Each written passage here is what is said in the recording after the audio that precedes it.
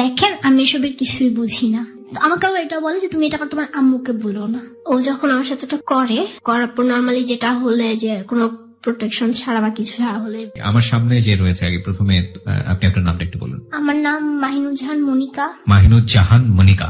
প্রিয় শ্রোতা, আমরা আজকে দুজনকে এখানে পেয়েছি জীবনের গল্প বলার জন্য, এবং এতে দুজনের জীবনের গল্প কোন একটি জায়গায় গিয়ে এক হয়ে যাবে, কিন্তু আমরা মূলত এখানে মনিকাকে দিয়ে শুরু করতে চাই। তার আগে আমরা বেসিক কিছু বিষয় এখানে পরিষ্কার করব মনিকা এবং রাফি দুজনেরই। মনিকার বয়স এই মুহূর্তে কত? আমার এখন 17 চলছে। 17 চলছে। ওকে, পড়াশোনা করছেন আপনি? হ্যাঁ। ওকে, কিসে পড়ছেন? আমি এবার এইচএসসি এক্সাম দিয়েছি, মানে এইচএসসি পাস। ইন্টার পরীক্ষা আপনি দিয়েছেন? ওকে, ফাইনাল পরীক্ষা দিয়েছেন। আপনাকে দিয়ে শুরু করতে চাই, জি বলুন। আমার লাইফ হিস্ট্রি, আমি খুব ছোটবেলা থেকেই আমি খুব চঞ্চল ছিলাম।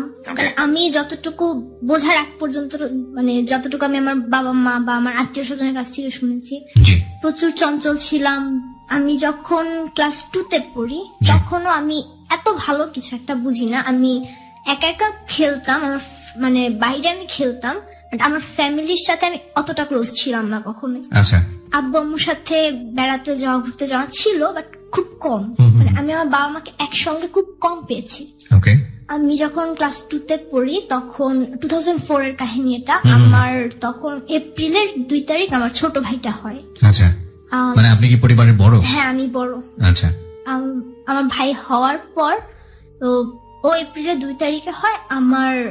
আমরা 2004 এ একটা বন্যা হয়েছিল মেবি। তো ওই বন্যার সময় মানে আমাদের ফ্যামিলিতে আস্তে আস্তে একটা ভাঙনের মতো শুরু হয়। আমরা ফার্স্টে কেউ কিছু বুঝতে পারিনি যে কেন আব্বু আম্মুর মধ্যে একটা ডিস্টেন্স।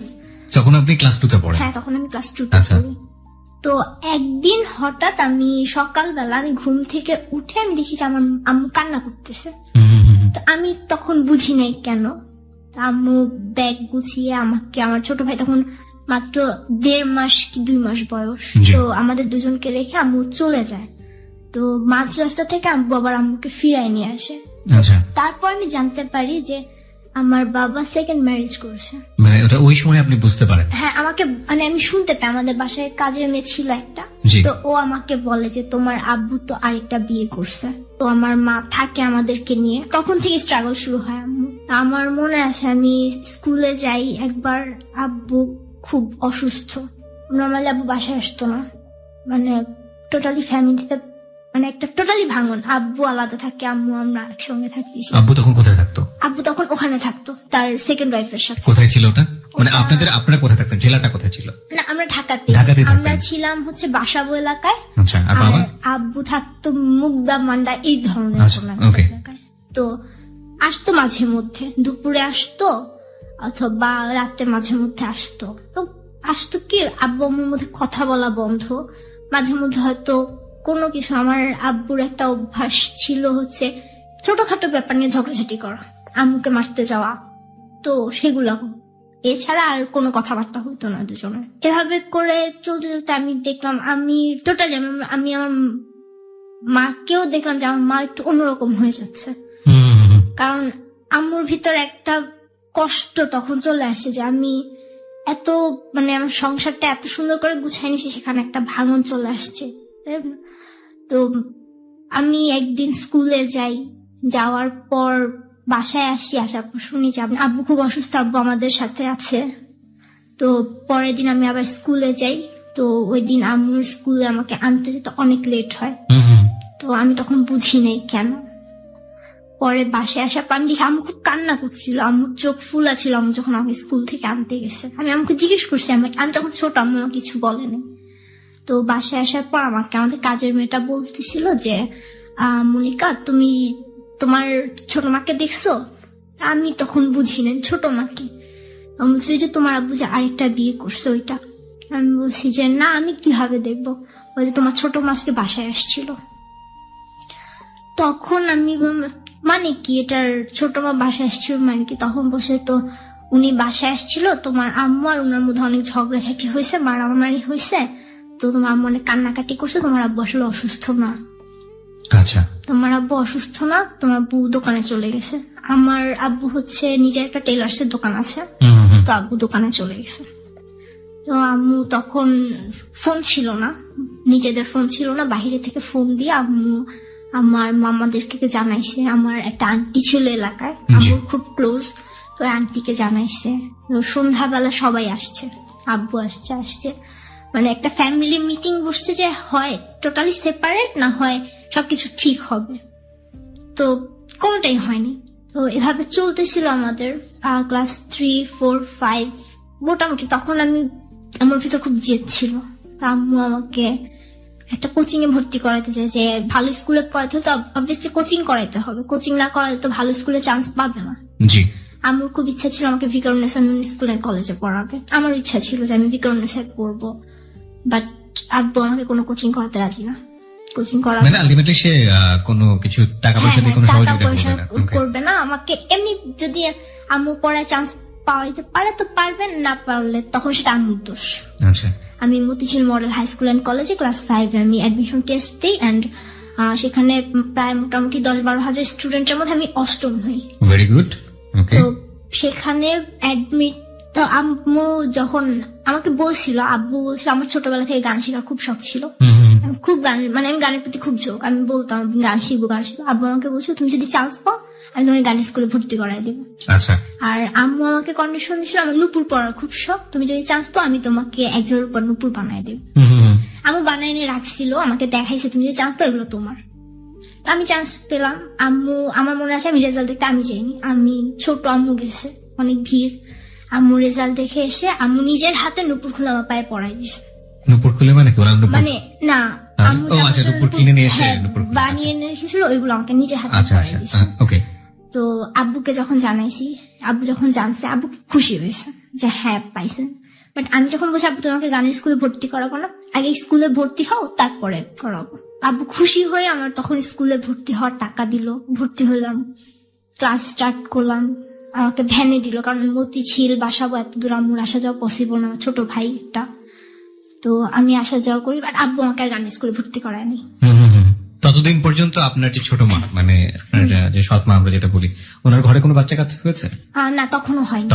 আচ্ছা, শুনি তারপর। তো তারপর হচ্ছে উনার একটা, মানে উনি অন্য একজনের সংসারে ছিলেন আগে, ওনার জন্য ওটা সেকেন্ড বিয়ে। হ্যাঁ, ওনার জন্য এটা সেকেন্ড বিয়ে। ওনার ওইখানে আমার চেয়ে হয়তো 2-1 বছরের ছোট একটা ছেলে ছিল। আমি এটা অনেক পরে জানতে পারি। দেন 6 যখন উঠি, 6 উঠার পর আমাকে একটা টিচারের কাছে দেওয়া হয়, আমি অল সাবজেক্ট, আমাদের বাসার পাশে একটা ম্যাডাম ছিল, উনি পড়াইতো, আমি ওনার কাছে, আম্মু আমাকে ভর্তি করায় দেয়।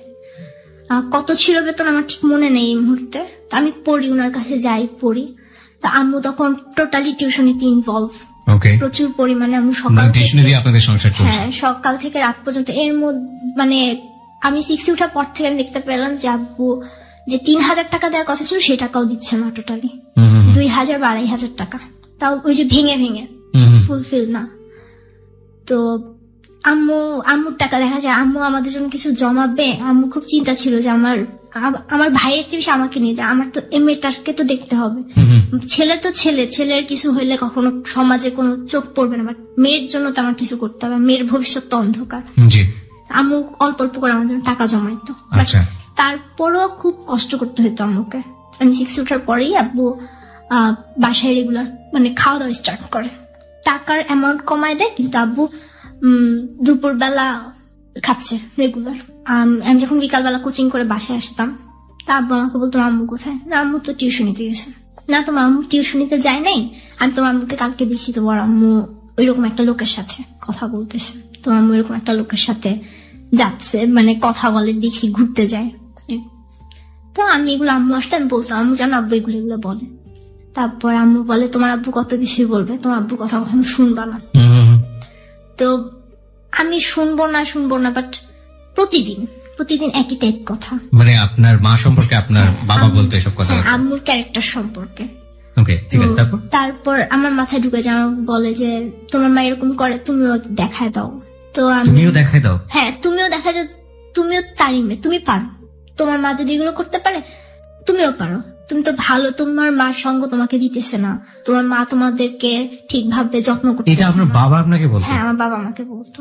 এরকম রোজার কয়েকদিন আগে আমি একটা ছেলের সাথে, মানে একটা ছেলে আমার সাথে প্রায় ঘুরতো, আমি ভ্যানে আসা যাওয়া করতাম, আমাদের এলাকার একটা ছেলে ছিল, তো ওই ছেলেটা তখন ক্লাস 10-এ পড়ে, আমি 6 or 10-এ, তো ওর নাম ছিল হচ্ছে রায়হান। তো আগে মানে লেটার পাঠাইতো। আমি কিছু বুঝতাম না, আমি কখনো খুলে পড়েও দেখিনি যে কি পাঠায়। ছেলেটা কি আপনাদের এলাকাতে থাকতো নাকি হ্যাঁ, আমাদের এলাকায় থাকতো। আমি জাস্ট উপরে আই লাভ ইউ লেখা দেখে আমি জাস্ট টোটালি কাগজটা ছিঁড়ে একদম কুচি কুচি করে আমি ওই মেয়েটার হাত দিয়েছি। আমি যে তোমাকে দিছে তাকে দিয়ে ফেরত দিয়ে আসো। তো ও বলে কি আমি পারবো না। আমি বলছি না, তুমি নিয়ে আসছো, এখন তোমারই দিতে হবে।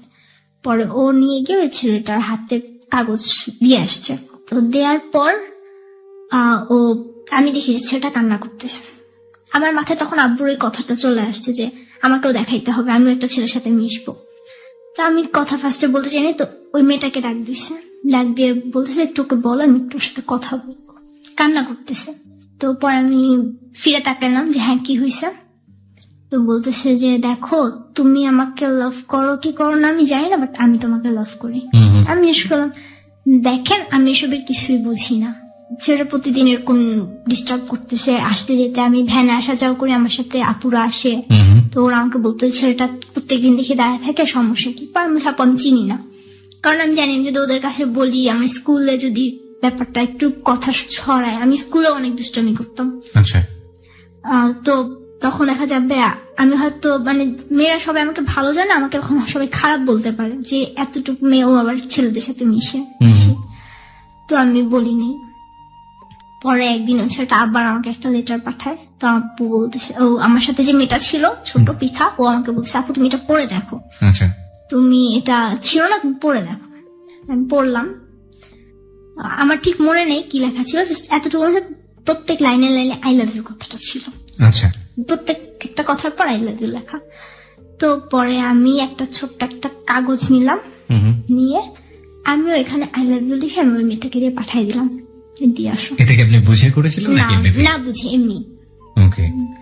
তো দিলাম, দেওয়ার পর তো খুব খুশি ছেলেটা। তো রিলেশন কি, আমি কোচিং এ যাই আসি বা স্কুলে যাই আসি, আমি যখন স্কুল থেকে বাসায় ফিরিও তখন স্কুলে যাওয়ার টাইম ওর রাস্তায় থাকে, দেখা হয়। আমি যখন কোচিং থেকে বাসায় ফিরি তখন ওর স্কুল ছুটি হয়, বেড়ায় থাকে, দেখা হয়। কথা কি, হ্যাঁ তোমার আজকে স্কুলে কি কি হয়েছে, তুমি আজকে সারাদিন কি কি করছো, এই 5-10 মিনিট এরকমই রাস্তায় আমাদের গলিতে এরকম কথা। তো এর মধ্যে আমার ফ্যামিলি কিছুই টের পায়নি, কিছুই না। আমাদের এভাবে রিলেশন 1.5 মাস ছিল। তো রোজার প্রায় শেষের দিকে আমার ঈদের, হ্যাঁ ও আমাকে বলছিল যে তোমার কি কোনো লাল কালারের ড্রেস আছে? আমি বলছি হ্যাঁ আছে। বলছিল আমি তোমাকে একটা রিকোয়েস্ট করবো, রাখবা? আমি বলছি হ্যাঁ বলো। তো বলছিল যে তুমি এবার ঈদে একটা সিঁদুর লাল কালারের একটা ড্রেস বানাবো। তো আমি আমার আব্বুকে বলি, কারণ নর্মালি আমি ছোটবেলায় ড্রেস আম্মু কিনে দিত, আর যখন একটু বড় হয়েছে আব্বুই বিভিন্ন ডিজাইন করে, যেহেতু আব্বু নিজের দোকান টেলার্স, আব্বু বানাই দিত ড্রেস। তো আমি আব্বুকে বলছি আব্বু আমাকে ফুল রেড কালারের একটা সিঁদুর লাল রঙের আমাকে একটা ড্রেস বানাই দিবা। আমি ডিজাইন বলে দিছি, আব্বু আমার জন্য কাপড় কিনে বানায়ও ফেলছে। তো রোজার প্রায় শেষের দিকে ও আমাকে একদিন হঠাৎ করে, আমাদের বাসা ছিল পাশাপাশি বিল্ডিং, তো ওদের বাসার সিঁড়িঘর যে ভেন্টিলেটর আছে সেটা থেকে আমাদের বাসার রুম দেখা যেত। আমাকে একদিন ভেন্টিলেটর এসে ইফতারের আধা ঘন্টা কি 1 ঘন্টা আগে আমাকে ডেকে বলতেছে যে মনে একটু নিচে আসো, কথা আছে তোমার সাথে আমার। তো আমি গেছি, হ্যাঁ বলো কি হয়েছে। তো আমাকে বলতেছে দেখো তোমার সাথে আমার রিলেশনটা রাখা সম্ভব হইতেছে না, তুমি ইফতার পর তুমি তোমার আম্মুকে কথাটা বলে দিও। তো আমি বুঝি না, আমি ভাবছি হ্যাঁ রিলেশন রাখা পসিবল কি, আমি আম্মুকে কি বলবো, যে এরকম বলবা যে আম্মু আমি একটা ছেলেকে পছন্দ করি। তো আমাকে ঠিক যেভাবে বলছে, আমি ইফতারের পর আব্বু চলে গেছে দোকানে, আমার ভাই তো ছোট। আমি ঠিক বুঝতে পারিনি, এখানে আপনাকে একটু থামাচ্ছি। আপনাদের রিলেশন যদি রাখা পসিবল নাই হয় সেটা মাকে কেন বলতে হবে? হ্যাঁ সেটা আমিও তখন বুঝি নাই, আমি জিজ্ঞেসও করিনি যে কেন। আমাকে বলছে তুমি আম্মুকে বলে। আপনার বয়সের ডিফারেন্স কত ছিল? 4 বছরের। 4 বছরের। ও বলছে আপনার মাকে বলে? হ্যাঁ আম্মুকে বলে দিতে। Very interesting. ওকে বলুন তারপর। তো আমি ইফতারের পর আমি আম্মুকে বললাম যে আম্মু এরকম ওই বাসায় থাকে একটা ছেলে, ওর নাম হচ্ছে রায়হান, আমি ওকে পছন্দ করি। আমার মনে আছে আম্মু শুয়েছিল, আমার শরীরটা একটু খারাপ ছিল ইফতারের পর। তা আম্মু উঠে বসে গেছে, কি হয়েছে তুমি কি বললা? পর আমি আবার বললাম এরকম একটা ছেলেকে পছন্দ করি। তো মনে আছে আমার মা আমাকে কখনো মারেনি, ওই দিন ফার্স্ট আম্মু আমাকে আমার গালে একটা চড় মারে। রায়হান আপনাকে এটাই বলতে বলেছে? হ্যাঁ এটাই বলতে বলছে, তুমি আমাকে এটা বলবা। আচ্ছা, তো পসিবল না, তাহলে এটা এটা কোত্থেকে আসলো? রিলেশনশিপ আপনি পছন্দ করেন ছেলেটাকে, সেটা আপনার মাকে বলতে বলছে, হ্যাঁ, তারপরও বলছে যে ও রিলেশনটা রাখবে না। এটা কি না বললে রাখবে না নাকি এমনিতেই রাখবে না? ওর কথা হচ্ছে আমি তোমার সাথে রিলেশনটা রাখতে পারবো না, এজন্য তুমি তোমার আম্মুকে বলে দিবা যে আম্মু আমি ওকে পছন্দ করি। ব্যাপারটা কেমন হয়ে গেল না? হ্যাঁ, আমার কাছে এখন মনে হয় যে আসলে এটা কেন ছিল, আমি যখন বুঝতে শিখছি তখন মনে হয় যে কেন ছিল, বাট আমার মাথায় তখন কোনো কোশ্চেন আসে নাই। যদি নাই থাকে তাহলে কেন মাকে বলবো? তখন আমি এসবের কিছুই বুঝি না টোটালি। ও আমাকে যা বলে আমি তাই করি। আমাদের মধ্যে লেটার দেয়া নেওয়া হতো, ও আমাকে যা বলতো আমি ওকে তাই লিখতাম। মানে উল্টোটা করে দিতেন নাকি? ও আমাকে আমি তোমাকে ভালোবাসি, আমিও তোমাকে ভালোবাসি, তুমি দেখতে চাঁদের মতো, তুমিও দেখতে চাঁদের মতো, ব্যাপারটা এরকমই ছিল। বুঝতে পেরেছি। তো যাই হোক, বললো তারপর? তো এরপর আম্মু আমাদের বিল্ডিং এ আমরা থাকতাম 5 তলা, আমাদের 4 তলা একটা আন্টি ছিল, তো আম্মু ওনার সাথে খুব ক্লোজ। ওই আন্টির সাথে যে কোনো ডিসিশন নেওয়ার আগে আম্মু আন্টির সাথে পরামর্শ করে তারপর ডিসিশন নিত। তো আম্মু আমার ছোট ভাইকে পাঠালো যে তুমি তোমার আন্টিকে নিয়ে আসো, আমাকেও পাঠালো যে যাও নিয়ে আসো, কিছু বলবো না, আম্মু ডাকে। তো আমরা গেলাম, আন্টিকে নিয়ে আসলাম। আনার পর আম্মু ফার্স্টে বিশ্বাস করতে পারেনি যে এতটুকু মেয়ে এই কথা কেন বলবে। আমি ভাবছি হয়তো কোনো ফ্রেন্ডরা মজা করে বলছে, আমি সেটা বলতেছি। তো আন্টি আসার পর আম্মু আন্টিকে বলতেছে ও এরকম এরকম বলতেছে। পর আন্টি বলে কি মনিকা এটা কি সত্যি? পরে আমি কি বলবো, আমি জাস্ট ওইটাই বলছি হ্যাঁ আমি একটা ছেলেকে পছন্দ করি। এটা ও বলে দিয়েছে? ও আমাকে বলতে বলছে যে তুমি তোমার আম্মুকে বলবা আমি ওই একটা ছেলেকে পছন্দ করি, নাম জিজ্ঞেস করলে বলবা রায়হান। এইভাবেই বল। রায়হানকে তো আপনার মা চিনতো না? তখন চিনতো না, আগে চিনতো না, আমি বলার পর। তো যাই হোক, আম্মু বলতেছে এখন দেখেন এইটুক মেয়ে এই কথা কিভাবে বলে, ও পছন্দ কি বুঝে, ও তো কারোর সাথে মিশেও নয় ভাবে। হ্যাঁ খেলে, আমি নিজে খেলতাম, আমি ক্রিকেট খেলতাম, ব্যাডমিন্টন খেলতাম, বাট তার মানে তো এই না যে আমি ওই ছেলের সাথে খেলতাম। আমি আমাদের গলির ছেলে মেয়ে আমরা সব একসাথে খেলতাম, আব্বুর সাথে খেলতাম, এরকম ছিল। তো পরদিন আমার স্কুল বন্ধ, তখন আমি কোচিং এ যাচ্ছি, আম্মু ওকে রাস্তায় দেখলো। ও আমাকে ঈদ উপলক্ষে আমাকে একটা পুতুল গিফট করে, কার্ড গিফট করে, প্রতিদিনই কার্ড গিফট করতো, ঈদের কার্ড। তো আম্মু ওকে জিজ্ঞেস করছে যে তুমি ওকে পুতুল কার্ড কেন দিছো? ও তখন ডিরেক্ট মানে অস্বীকার করলো যে আমি তোকে এগুলো দেইনি, এগুলো আমার একটা ফ্রেন্ড ওকে দিছে, ও আমাকে ফাঁসানোর জন্য আমার নাম বলছে, আমি তোকে চিনি না। তো আমি একটু দূরে ছিলাম, আমি কথাগুলো শুনি, আমার খুব কান্না পায় যে ও আমাকে কার্ডগুলো পুতুল দিয়ে আমাকে বলছে তুমি তোমার ফ্রেন্ডের নাম বলবা একটা। আমি আমার ফ্রেন্ডের নাম এসে বলছি, আম্মু ওর ভাই আসছে, ওর ভাইগুলো নিয়ে আসছে, ওর সব ফ্রেন্ডদের জন্য আমাকে একটা দিছে। ও কার্ড কিনতে পছন্দ করে, কার্ড দিতে পছন্দ করে, তাই আমাকে প্রতিদিন কার্ড দেয়। তো আমার খুব কান্না পায়, আমি রাস্তায় কান্না করে দিই অনেক, যে আমি কেন এগুলো করতেছে কেন, আমি তো কিছুই করিনি। তারপর আম্মু আমাকে খুব বকাবকি করে, তো আমাকে কোচিং এ দিয়ে আসে। তখন থেকে আমার প্রতি টোটালি মানে নজর রাখা আমার উপর শুরু হয়।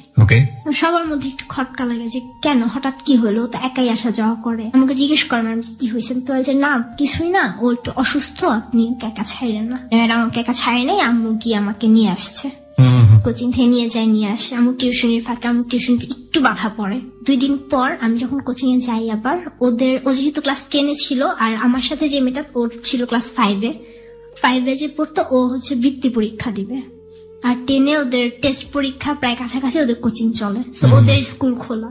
তো ও রায়হান ও পৃথার কাছে চিঠি দিছে একটা, দিয়ে বলছে তুমি এটা তোমার মনিকা আপুকে দিবা। ও আমাকে দেয়, আমার খুব রাগ উঠে যায় যে ও তো আমাকে চিনে না, কেন দিবে এটা। ও আমাকে বললো যে আপু তুমি এটা পড়ে দেখো। তো আমি খুললাম, পড়লাম, ওখানে লেখা ছিল যে মনিকা আমি সরি, আমার কোনো উপায় ছিল না, তুমি আমাকে ভুল বুঝো না, আমি তোমাকে সত্যি লাভ করি, তোমাকে না পেলে আমি সুইসাইড করবো। তখন আমি একটা নতুন ওয়ার্ড পেলাম, সুইসাইড জিনিসটা কি। চিন্তা করতেছি আমি সুইসাইড জিনিসটাকে ম্যাডামকে জিজ্ঞেস করবো। তো আমার সামনে মেয়েটা বসা ছিল, আমি ওর সামনে চিঠিটা পড়ি। তো ও বলতেছি কি হয়েছে, আমি বলছি এটা মানে আমি বুঝতেছি না। তখন ও বললো আপু সুইসাইড মানে আত্মহত্যা। আত্মহত্যা আমি জানি সুইসাইড অর্থ আত্মহত্যা, বাট এটা কিভাবে করে। তখন ও আমাকে বললো যে মানে ধরো ওই যে আমরা শুনি না বা আমরা টিভিতে দেখি না, একটা ছেলে একটা মেয়ের জন্য মানে ছাদ থেকে লাফ দিতেছে বা বিষ খেয়ে ফেলতেছে, গলায় ফাঁসি দিতেছে, ওইগুলা। আমরা ও আচ্ছা। তা আমি ওর কথা সত্যি ধরে নিলাম, আমি কিছুই বুঝি না, ও যেটা বলতেছে আমি সেটাই ট্রু ধরতেছি। তো আমাকে চিঠিতে লাস্টে লিখছিল যে আগামীকালকে আমি তোমার জন্য সকালবেলা 9:30 10টার দিকে ওয়েট করব, তুমি বাসার থেকে বের হয়ে চলে এসো। আচ্ছা, এটা রায়হান আপনাকে বলছে। আর আপনার মাকে যখন আপনি ধরনের কথা বললেন যে আমি রায়হানকে পছন্দ করি, আপনার মা আপনার সঙ্গে খারাপ ব্যবহার করলো, কিন্তু এই পছন্দের ব্যাপারটা কি, কেন হয়, এই জাতীয় জিনিসপত্র জানা বোঝানো বা এরকম কোনো কিছু কি করেছিল মা? হ্যাঁ, আম্মু আমাকে বলছে দেখো তুমি এখন অনেক ছোট, একটা ছেলেকে তুমি কিভাবে পছন্দ করো, তুমি কি পছন্দ করো আমাকে একটু সেটা বলো। আমি কিছুই বলতে পারি, আমি ওকে পছন্দ করি, কি পছন্দ করো আমাকে সেটা বলো। আমি কিছুই বলতে পারিনি, কারণ আমি তো টোটালি ব্যাপারটার সাথে পরিচিত না। পুরো বিষয়টা কি বুঝিয়েছিল তখন যে মানুষের মধ্যে লাভ জিনিসটা কি? না, তখন প্রেম জিনিসটা এভাবে কিছু বলেনি। আমাকে বলছে দেখো তোমার এখনো বোঝার বয়স হয়নি, তুমি আরো বড় হও তখন তুমি বুঝতে পারবা। This is a very very big fault in our society, ফ্যামিলিতে। যদি কোনো সন্তান যে বয়সেরই হোক না কেন, তারা যদি এই ধরনের কোয়েশ্চেন কখনো রেজ করে এবং একই সাথে যদি কোনো সিচুয়েশনে পড়ে যায়, সেটা ইভেন্চুয়ালি কোনো ঘটনার দ্বারা হোক কিংবা আকস্মিক ভাবেই হোক না কেন, তখন এই যে আমরা যে কথাগুলো বলি যে আরো বড় হও, তোমার এটা বুঝতে আরো সময় লাগবে, এটা ওদেরকে আরো বেশি কিউরিয়াস করে, আরো বেশি কৌতূহল করে যে কি এমন জিনিস যেটার জন্য আমাকে বড় হতে হবে। তার চেয়ে বরং ওই বিষয়টা ওদেরকে খুব ভালো করে বলে দেওয়া যে এটার জন্য একটা বয়স থাকে, তুমি এই বয়সে গেলে এই জিনিসটা বুঝতে পারবে, এটার জন্য এই জিনিসটা হয়, এটার জন্য শারীরিক ব্যাপারটা এরকম, মানসিক ব্যাপারটা এরকম, এভাবে সংসার হয়, এভাবে দুজন মানুষের মধ্যে বন্ডেজ তৈরি হয়। দুই একটা এক্সাম্পল তৈরি করা, ওর সারাউন্ডিং ও যে জিনিসগুলো ভালো বুঝে সেগুলোর মধ্যে থেকে দুই একটা এক্সাম্পল বের করা, এই জিনিসটা যদি খুব ক্লিয়ারলি ওদেরকে বুঝিয়ে দেওয়া যায় তাহলে কিন্তু এই কমপ্লেক্সিটিটা তৈরি হয় না। যাই হোক, আমরা একটু শুনি। তারপর তারপর আমি চলে আসতে বলেছে। হ্যাঁ, আমাকে চলে আসতে বলে। তো আমি পরদিন আমাকে এটা বলে যে তুমি এটা তোমার আম্মুকে বলো না। তো আমি ঠিক আছে আম্মুকে বলবো না। তো ওই দিন আমার ইফতারের সময় আম্মু আব্বুর সাথে তো কথা বলেই না। ওই দিন অনেক বছর পর আম্মু আব্বুর সাথে কথা বলে শুধু আমার জন্য। ওকে, চলে আসা বলতে আপনি কিছু বুঝতে পেরেছেন? চলে যাওয়া বলতে কি? চলে আসা মানে ও বলতেছে তুমি বাসা থেকে বের হয়ে আসবা, আমরা ঘুরবো। আমি জাস্ট ধরে নিয়েছি যে হ্যাঁ আমি যাবো, হয়তো দেখা করতে হবে এরকম কিছু, আমি এরকম ধরে নিই। তো ও আম্মু আব্বুর সাথে ওই দিন ইফতারের সময় কথা বলো। আমি তখন আব্বুর সাথে ইফতার করতাম, কারণ যেহেতু আব্বু আম্মুর মধ্যে কোনো বন্ডেজ নাই তখন। তো আম্মু আলাদা ইফতার করছে, আমি আব্বুর সাথে করি বা আমি মাঝে মধ্যে আম্মুর সাথে করি। আম্মু আমাকে ছোটবেলা থেকে যে তোমার আব্বুকে কষ্ট দেয়, আপনারা সবাই মিলে একসাথে থাকতেন? ছোট মামা ফ্যামিলিতে থাকতেন? না না না, ছোট মা কোথায় থাকতো? আলাদা। আলাদা কোথায় সেটা? মুগদাতে থাকতো। বাবা আপনাদের এখানে আসতে ইফতার করার জন্য? হ্যাঁ, ইফতার করতো আমাদের এখানে। আচ্ছা, রাতের বেলা থাকতেন উনি? না, রাতে থাকতাম না। থাকতেন না, ঠিক আছে। খুব কম, মাঝে মধ্যে। তখন আপনার মার সঙ্গে ডিভোর্স হয়নি? না, ডিভোর্স হয়নি। ওকে। তো তারপর আমি ইফতার করছি, এর মধ্যে আম্মু হঠাৎ করে আব্বুকে এসে বলতেছে তোমার মেয়ে তো একটা ছেলেকে পছন্দ করে। তা বলতেছে ছেলেকে পছন্দ করে মানে কি? বলতেছে ওই বাসায় থাকে এরকম একটা ছেলে, ক্লাস 10-এ পড়ে, ওই ছেলে নাকি তোমার মেয়ের সাথে ছেলের সম্পর্ক। তো আব্বু ভালো মতো কিছু শোনার আগে আব্বু আমাকে অনেক জোরে একটা চড় মারে, এটা আমার মাথায় লাগে। মাথায় লাগার পর কিছুদিন পর থেকে আমি সাফার করতে শুরু করেছি, আমার চোখে একটু। আমি ঠিক বুঝলাম না, বাবাই তো আপনাকে ইন্সপায়ার করলো এসব জায়গাতে যাওয়ার জন্য? বাবা ইন্সপায়ার করেছে, বাট তার টার্গেট ছিল সে আমার মাকে আমার কাছে ছোট করবে, সে ফ্যামিলির কাছে আমার মার দোষ দিবে যে আমার মা আমাদেরকে রেখে টিউশনি করে তাই আমরা খারাপ হয়ে গেছি। বাবা চড় মারলো তারপর? তো মারার পর আমি খুব কান্না করি। ইফতার আমি রোজা ছিলাম, বাট আমার ওইভাবে আমি ইফতার করা হয়নি। তারপর মানে টোটালি আমি খুব আমি বললাম আমি চঞ্চল ছিলাম ছোটবেলায়, আমি তখন থেকে আস্তে আস্তে খুব চুপচাপ হয়ে যাওয়া শুরু। বাবাকে আমি আগে থেকেও ভয় পেতাম, বাট তখন আরো বেশি ভয়। তো পরদিন ও আমাকে সকালবেলা আম্মু মনে আছে 7টা বাজে টিউশন নিতে যেত, 6টা-7টার সময়। তো আম্মু 7টার দিকে মেবি টিউশন নিতে গেছে। তো আমাকে ওদের ভেন্টিলেটর থেকে আমাকে বলছে তুমি তোমার একটা ড্রেস নিয়ে ব্যাগে করে তুমি নিচে নামো। আমার ভাই তখন খুব ছোট, আমি 6-এ পড়ি, ওর 3 কি 4 বছর বয়স তখন মাত্র। তো আমি ওর কথা মতো আমি একটা ড্রেস ব্যাগে নিয়ে আমি নিচে নামছি। আমাকে বলছে যে তোমার বাসায় ডায়েরি আছে না? আমি বলছি হ্যাঁ আছে। তুমি ওইখানে লিখে রেখে আসো যে তুমি 3-4 দিনের জন্য কোথাও যাইতেছো, তুমি আসবা না বাসায়। আমি ওর কথা মতো ডায়েরিতে ওটা লিখে রেখে আমি চলে যাই। আমার ভাইটা খুব কান্না করে, আমার এখন মনে হয় খুব খারাপ লাগে। আমার এতটুকুন ভাই প্রচুর কান্না করে, আমাকে গেট থেকে বের হতে দেয় না। ও কিভাবে বোঝে যে আপনি কোথাও যাচ্ছেন? আমি খুব তাড়াহুড়া করে বের হইতেছিলাম প্রচুর। ও আমার কাছে, কারণ ও যখন কাজের মেয়ে পাঠায় দেয় ও তো আমার কাছেই থাকে সবসময়। আমরা দুজন একসঙ্গে থাকি, যত যাই হোক আমরা খেলি দুষ্টামি করি, ওকে আমার সাথেই রাখা। তো আম্মু বাসায় নাই, আমি এত সকালবেলা বের হয়ে যেতে, মানে ছোট মানুষ একা ভয় পায় এরকম আর কি। খুব কান্না করছে, তো আমি ওকে চকলেট দিয়ে কয়েকটা আমি বের হয়ে চলে গেছি। খুব প্রচুর কান্না করতেছিল। তো আবার আমাদের 4 তলার আন্টিকে বলে ব্যাপারটা, আন্টি আপু কই জানি চলে গেছে, বের হয়ে গেছে। ওই বাসার যে একটা ছেলে আছে আপুকে ডাক দিছে, ও তখন কথা বলতে পারে ভালোভাবেই। তো আমি তো গেছি, যাওয়ার পর ওর সাথে আমার যত লেটার গুলো নেওয়া হইতো অনেক লেটার হয়ে গেছিল, মানে আমার বাসায় লুকায় রাখার মতো জায়গা ছিল না। ও আমাকে বলছিল যে তুমি এগুলো ছিঁড়ে ফেলো। আমি ওর সামনে রাস্তায় ওর দিয়ে সব লেটার গুলো ছিঁড়ে ফেলছিলাম, বাট ও আমার দিয়ে একটা লেটারও ছিঁড়ে নেই। ওগুলো সব ওর স্কুল ব্যাগে ছিল। ও আমাকে বের হতে বলে, আমি তো আমার ব্যাগ নিয়ে, ওর কোনো ডকুমেন্টস আমার কাছে নাই, জাস্ট পুতুল আর কার্ড গুলো ছাড়া। ওইগুলো আম্মু আমার মনে আছে ওয়ার্ড্রোবের পিছনে ফেলে দিছিল, আমি যেন উঠাইতে না পারি, দেখতে না পারি। আর ওর স্কুল ব্যাগটা সোফার উপর ফেলে রেখে চলে আসে। স্কুল ব্যাগে আমার সব লেটার গুলো ছিল। এসে তারপরও আমাকে বলে যে চলো। আমি কোথায় যাবো? বলছি হ্যাঁ ঘুরতে যাবো। তুমি ড্রেস আনতে বলছো কেন?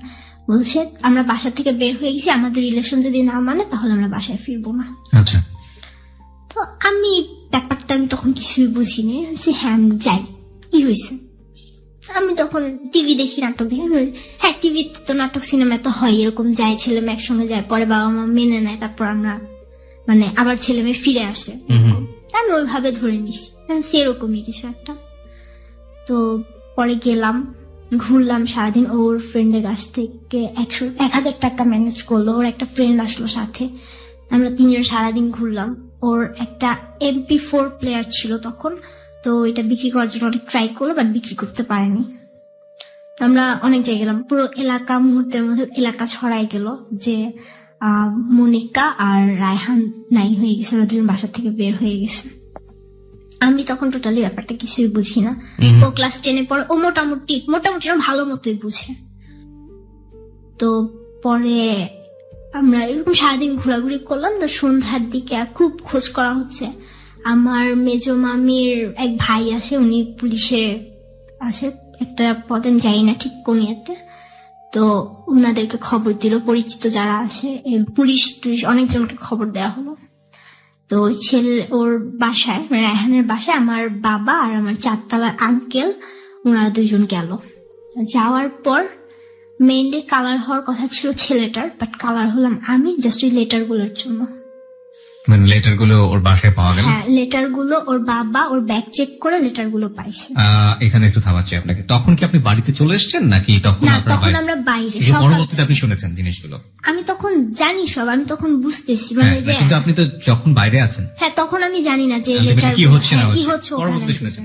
ওই লেটার গুলো দ্বারা আমি খারাপ হয়ে গেলাম টোটালি। কালার, আমার বাবার একটা স্বভাব হচ্ছে নর্মালি ছেলে মেয়ে কিছু করলে বাবা মারা যায় ধামা চাপা দিতে। আমার বাবা সেটা খুব ভালোভাবে প্রচার করে, টোটালি এলাকায় প্রচার করে আমার বাবা নিজেই।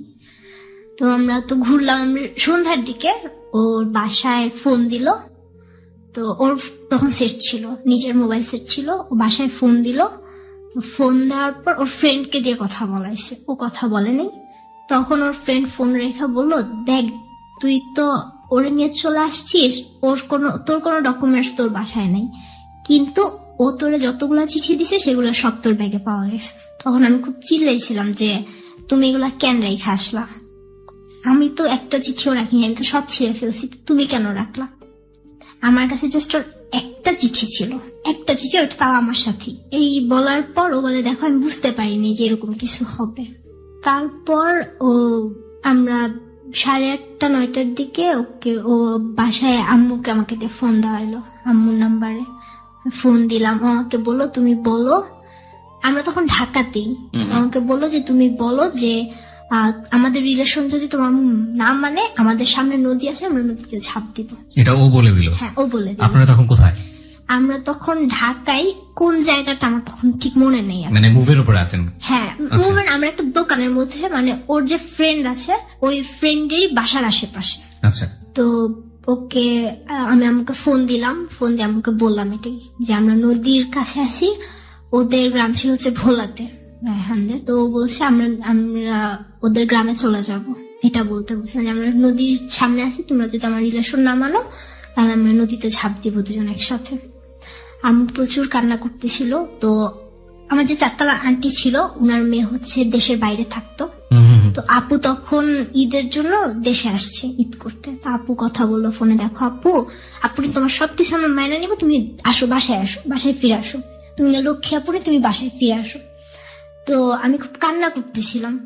আমি বললাম ঠিক আছে, আর আগে বললো যে তোমরা আমাদের রিলেশন মানছো। বললো হ্যাঁ, তোমরা যেটা বলবা সেটাই করবো, তুমি আসো। আমাকে 10টা 10:30টার দিকে আমাকে বাসায় দিয়ে আসলো। আব্বু তখন আর বাসায় নাই। আব্বু সারাদিন অনেক হাঙ্গামা করছে আম্মুর উপর, অনেক। আমি বাসায় এসে শুনতে পারছি যে আম্মুর উপর অনেক মানে ঝগড়াঝাটি, আম্মুকে অনেকবার মারতে আসছে, এরকম অবস্থা। পরদিন আব্বু যখন ইফতারের সময় আসছে, আমি আব্বুর সামনে যাই না, আব্বু আসতে কথা বলে না। আমি চিন্তা করতেছি আমি কি করলাম যে আমার সাথে সবাই এরকম বিহেভ করতেছে। পর একদিন আম্মু নামাজে দাঁড়ায়, আম্মু নামাজ পড়ছে, জোহরের নামাজ। আম্মুর মোবাইল সেটটার চাবিটা আম্মু যায় নামাজের সামনে রাখা। আমার ছোট ভাই খেলতেছে, ছোট ভাইকে বুঝাই যে ভাইয়া তুমি আমার মোবাইলটার চাবিটা আমাকে আয়না দিবা। ও বুঝে নেই যে আমি বাসা থেকে আবার বের হয়ে যাবো। আমাকে আয়না দেয়, দেওয়ার সঙ্গে সঙ্গে আমি ওকে সরাই দিয়ে আমি দরজাতে বের হয়ে আমি দরজা বাইরে দিয়ে লক করে রেখে আমি চলে যাই। যাওয়ার পর আমি সেই যে পৃথা ছিল আমার সাথে, আমি ওদের বাসায় যাই। তো আমি বলছি আমার একটা ফ্রেন্ডের বার্থডে, আমি আসছি, তো আমি যাবো, এখানে তো অনেকদিন তোমাদের সাথে দেখা হয়, আমি দেখা করতে আসলাম। আমি বলছি আন্টি তো জানবে না, আন্টিকে বলে আসছো, আন্টি বের হইতে দিছে। আমি বলছি আমি বাহিরে দরজা আটকে চলে আসছি। আমি বলছি আচ্ছা আমি এখন যাই, আমি পরে তোমাদের সাথে আবার কথা বলবো। আমি বুঝতে পারিনি যে কি হইতেছে বা কি, আমার জিদ ছিল যে আমার সাথে এরকম করবে কেন, আমি বের হবো বাসা থেকে। তো ওরা আব্বুর দোকানটা আমাদের এলাকাতেই, তো দোকানে গিয়ে আব্বুকে বলে যে আঙ্কেল আপু তো আবার বের হয়ে গেছে। আম্মুর কাছে তো মোবাইল নেই, আম্মু জানাইতেও পারতেছে না সঙ্গে সঙ্গে। আমি আবার ঘুরতে ঘুরতে ওর যে ফ্রেন্ডটা আমাদের সাথে ছিল ওদের এলাকায় চলে গেছি। তো ওর ফ্রেন্ডটা আমাকে দেখার পর ও আমাকে বলে কি ব্যাপার, তুমি এখানে কি করো? এর মধ্যে পুরো এলাকায় ছড়াই গেছে মনিকা একা বাসা থেকে বের হয়ে গেছে। তো রায়হানের ফ্যামিলি রায়হানকে আটকায় ফেলছে বাসায়, ওকে বের হইতে দেয় না, ওর মোবাইল নিয়ে গেছে, কারণ ওরা ভাবছে আমি হয়তো ওর সাথে যোগাযোগ করব। পরে ওর ফ্রেন্ডটা আমাকে একটা দোকানে বসায় রেখে ও বাসা থেকে রেডি হয়ে আসছে, আমাকে বুঝাইছে দেখো তুমি তো ওকে বের করো নাই, তুমি একা বের হয়ে আসছো কোন সাহসে? তোমার উচিত ছিল তুমি ওকে বের করবো, তারপর তুমি বের হবা, তুমি একা বের হয়েছো কোন সাহসে? আমি বলছি যে দেখেন ভাই আমি জিদ করে বের হয়েছি, আমাকে বাসায় আটকায় রাখা হয়েছে, কেন আটকায় রাখা হবে, আমি কি করছি? আমাকে এরকম করা হয়েছে, আমি কি করছি? তো ভাই আমাকে নিয়ে বলছে আচ্ছা তুমি বের হয়েছো চলো। ভাই আমাকে নিয়ে ঘুরে, তো সন্ধ্যার দিকে ওই ভাইয়াটা আমাকে বাসায় দিয়ে আসে। বাসায় দিয়ে আসার পর আব্বু বাসায় ছিল। ওদের ওই ছেলেটা, ও রায়হান যে স্কুলে পড়তো সেই স্কুলে একটা স্যার ছিল, ওই স্যারের কাছে ও প্রাইভেট পড়তো, ওই স্যার আমাদের বাসায় ছিল। ওই ভাই আমাকে দিয়ে আসার পর ওই স্যারের সামনে আব্বু আমাকে আবার একটা চড় মারে। মারার পর স্যারটা ঠেকায়, বলছে দেখেন ছোট মানুষ ভুল করছে, বুঝাবেন, মারতেছেন কেন, মারেন না। তারপর স্যারটা আমাকে অনেক বুঝায় স্যারটা চলে যায়। আব্বু ওই স্যারকে দিয়ে আসার পর আম্মু আমার সাথে কথা বলে না কোনো। আমি আম্মুর সাথে কথা বলতে যে আম্মু আমার সাথে কোনো কথাই বলে না। আব্বু স্যারকে নিচে দিয়ে আসা দরজাটা আটকায় বাসার। আটকানোর পর আমার আমি ব্যাডমিন্টন খেলতাম খুব, আমার র্যাকেট ছিল ব্যাডমিন্টন খেলার, আমার ছোট ভাইয়ের ক্রিকেট ব্যাট ছিল। আমার বাবা আমাকে সেই র্যাকেট দিয়ে ফার্স্ট একটা র্যাকেট দিয়ে আমাকে পিটানো শুরু করে। তো আমি কান্না করব কি, আমার কান্না মানে আমার চোখ দিয়ে পানি পড়তেছে, আমার মুখ দিয়ে কোনো শব্দ বের হইতেছে না। আমাকে প্রচুর মারতেছে। আমি পরে হঠাৎ করে দেখি আমার হাতে রক্ত, ঘরে রক্ত ছিটকায় পড়ছে। ওইটা দেখে আমি চিৎকার দিছি, রক্ত দেখে ভয় পেয়ে চিৎকার দিছি। দেওয়ার পর আব্বু আমাকে অনেক গালাগালি করে, অনেক খারাপ ভাষা অনেক গালাগালি করে। আর ফার্স্ট যে র্যাকেটটা দিয়ে মারতেছিল র্যাকেটটা ভেঙে যায় মারতে। তারপর আমি আম্মুর পায়ে ধরি, আম্মুর পায়ে ধরে মাপছি যে আম্মু আমি এগুলো কখনো করবো, তোমাকে মাফ করে দাও। আম্মু আমাকে ধরে নেই। তো আম্মুর একটা কথা ছিল, আম্মু বলতো শাসন করো, মারো, বাট কখনো মাথায় মারবা না, হাতে পায়ে মারো, মাথায় মারবা না। বাট আমার বাবা সবসময় মাথায় মারত। তো 2টা র্যাকেট ছিল, 2টা র্যাকেটে আমাকে মারতে মারতে ভেঙে ফেলছে। লাস্ট পর্যন্ত সে আমার ভাই ক্রিকেট ব্যাটটা নেয়, আমাকে ওইটা দিয়েও পিঠে আমার মাথা ফাটায় ফেলে। এরপরে যখন আব্বুর একটু হাত কাটে, আব্বু ব্যাট ফালায় দিয়ে আব্বু বলে এইরকম মেয়ে আমার দরকার নেই, আমার এরকম মেয়ে থাকার চেয়ে আমার একটা ছেলে, আমার কোনো মেয়ে নেই। এই কথা বলে আব্বু রান্নাঘর থেকে বটি নিয়ে আসে। তো তারপর বটি নিয়ে এসে আমার ছোট ভাই খুব কান্না করতেছিল। আমি তো রক্ত দেখে ভয় পেয়ে চিৎকার করছি, মানে এমন অবস্থা, আমি আমার ঘরে আমাদের ফ্রিজের উপর রক্ত ছিটকায় পড়ছে, শোকেসের গ্লাসে রক্ত, আমার সারা শরীর রক্তে ভিজে গেছে, এরকম অবস্থা। তো আপু যখন বটি নিয়ে আসছে আমি অনেক ভয় পাইছি, আমাদের বটিটা অনেক বড়। তো আম্মু আমাকে ধরতে আসে নাই, আম্মু আমার ভাইকে পাঠাইছে যে তুমি দৌড় দাও, তুমি দৌড়ে তোমার আন্টির কাছে যাও 4তলা, তোমার আন্টিকে নিয়ে আসো, বলো যে আব্বু আপুকে মারতেছে। তো আব্বু জাস্ট বটিটা মানে ধরছে, আব্বু আমাকে কোপ দিবে এরকম অবস্থায় আন্টি চলে আসছে। আমার ভাইটা গিয়ে আন্টিকে বলছে আন্টি আব্বু বটি নিছে, আপুকে খুন করে ফেলবে। আন্টি দৌড়ায় এসে আব্বুর বটিটা হাত থেকে কেড়ে নিছে, দেখে যে আমার শাশুড়ি রক্ত, আমার মাথা ঘুরানো, আমি সেন্সলেস মানে হয়ে যাচ্ছি বাট হচ্ছি না, এরকম অবস্থা। তো পরে আন্টি এসে আমাকে ধরে, তারপর আরো মারে আমাকে আন্টি। তারপরে আন্টি জোর করে আব্বুকে পাঠায় দেওয়া যে আপনি দোকানে যান, আমি দেখতেছি। আমাকে হসপিটালে নেওয়া হয়নি কোনো, বাসায় আন্টি আমার সবকিছু, আম্মু আসছে, আম্মু কান্না করতেছিল, এসে মানে ব্লাড টাচ সবকিছু মানে পরিষ্কার করার পর মাথায় ব্যান্ডেজ লাগায়। তো আমি খাবো না, আমি প্রচুর কান্না করতেছিলাম আর মানে অনেক ভয় পেয়ে গেছিলাম। আন্টি আমাকে জোর করে, আন্টি নিজে হাত দিয়ে আমাকে ভাত খাওয়ায়, একটুখানি খাওয়ায়, আন্টি আমাকে ঘুম পাড়ায়, ওষুধ খাওয়ায়, ঘুম পাড়ায়, তারপর আন্টি যায়। তো আম্মু টিউশনি মোটামুটি তখন অনেকখানি ছেড়ে দেওয়ার অবস্থা। আমাকে যখন টিউশনিতে যেত আম্মু আমাকে আন্টির বাসায় রেখে যেত, আমার হাত কাটা, মাথার অবস্থা খারাপ, এভাবে রেখে যেত। আর তখন আস্তে আস্তে আমার ফিজিক্যাল চেঞ্জ শুরু হয় এই 6 এর লাস্ট দিক থেকে। ওকে, বুঝতে পারছি, যে অ্যাডোলেসেন্স পিরিয়ড যেটাকে আমরা বলি বয়ঃসন্ধিকাল। হ্যাঁ। তো আম্মু আমাকে এরপর ভ্যানে আমাকে দেয় না স্কুলে, আম্মু নিয়ে আসে।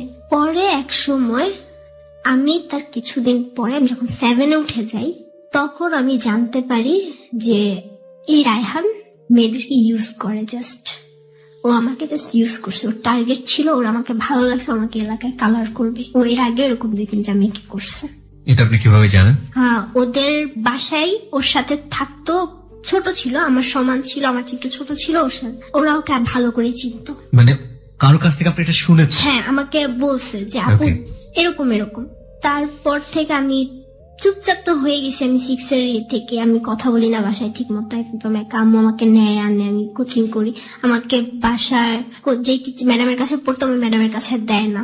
আমি 7-এ জাস্ট একটা জায়গায় অঙ্ক করতাম, আম্মু আমাকে নিয়ে যেত, নিয়ে আসতো। আমি 7-এর বছর টোটালি জাস্ট পড়াশোনা নিয়েছিলাম। হ্যাঁ, আমার একটা অভ্যাস হয়ে গেছিল, আমি আমার ফুফাতো বোনের বিয়ে ছিল, আমি বিয়েতে গিয়েছিলাম আব্বুর সাথে গ্রামে।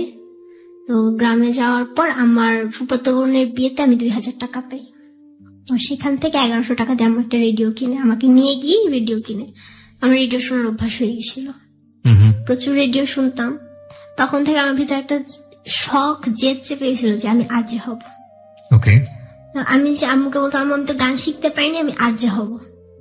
তা আম্মু বলতো পড়াশোনা করো, বড় হও, সব হইতে পারবা। তখন আপনি কোন ক্লাসে পড়েন? ক্লাস 7-এ। তখন আপনি ক্লাস 7-এ পড়েন। ওকে। আমি ক্লাস 7-এর বছর টোটালি পড়াশোনার দিকে ইনভলভ, কোনো কিছু না, পড়াশোনা করতেছি, আম্মুর সাথে আসা যাওয়া করতেছি। হ্যাঁ, তখন আমাকে বোরখা দেওয়া হয়েছিল, আমি বোরখা পড়তাম, বোরখা পরে স্কুলে যেতাম, স্কুল থেকে আসতাম আম্মুর সাথেই। সেই সময়টা থেকে রায়হানের সাথে সম্পর্ক পুরোপুরি না, আমার তখন সব মানে ওই যে আমি ঈদের পর আসলাম, মার খেলাম, তখন থেকে আমার সব অফ। আমি বাসা থেকে বের হওয়া অফ আমার। তো ক্লাস 8-এ ওঠার পর মার্চ মাসে আমার সেজো মামার বিয়ে ছিল। তো তখন ওই একই বিল্ডিং এর রায়হানরা তখন বাসা ছেড়ে চলে গেছে।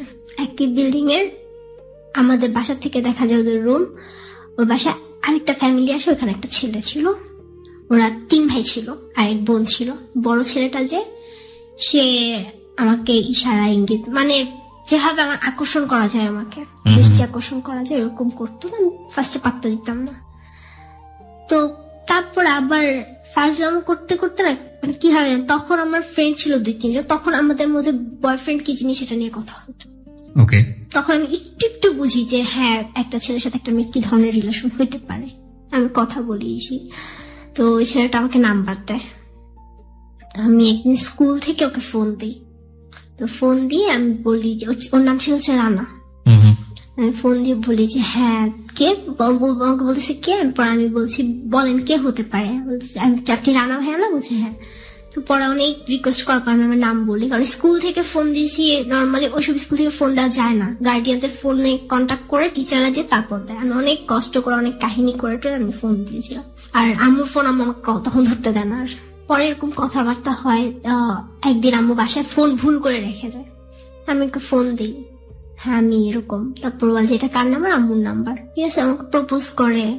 কয়েকদিন আমি একটু ঘুরে ফার্স্টে বলছে আচ্ছা তুমি আমার সাথে প্রেম করা লাগবে না, আমরা ফ্রেন্ড হয়ে থেকে। আচ্ছা ঠিক আছে। আমরা বেশি দিন ছিলাম না ফ্রেন্ড হয়ে, 1 মাস। এরপর থেকে আমাদের রিলেশন, কিভাবে রিলেশন হয়ে গেছে বলতে পারবো না, হয়ে গেছে। ও আমাকে আই লাভ ইউ বলছে, আমিও বলছি। ওর সাথে রিলেশন বলতে কি কোনো কিছুই ছিল না আমাদের, যে রেগুলার ফোনে কথা বা কোনো লেটার দিচ্ছি নিচ্ছি এরকম কিছুই না। দেখা যায় তো হয়তো 6 মাস পর একবার কথা বলতাম, 9.5 মাস পর একবার কথা বলতাম, এরকম ছিল। তো এর মধ্যে আপনার স্কুলেরই বড় ভাই ছিল? না, তাহলে উনি হচ্ছে আমাদের মানে ওই যে বিল্ডিং এর রায়হানরা থাকতো, আমাদের সামনাসামনি বিল্ডিং, ওই বিল্ডিং এই থাকতো, নতুন ভাড়া আসছে। ওকে। ও হচ্ছে তখন আমাকে বলছিল ভার্সিটিতে পড়ে, সেকেন্ড ইয়ারে, অনার্স সেকেন্ড ইয়ার। আসলে কি পড়তো? হ্যাঁ পড়তো।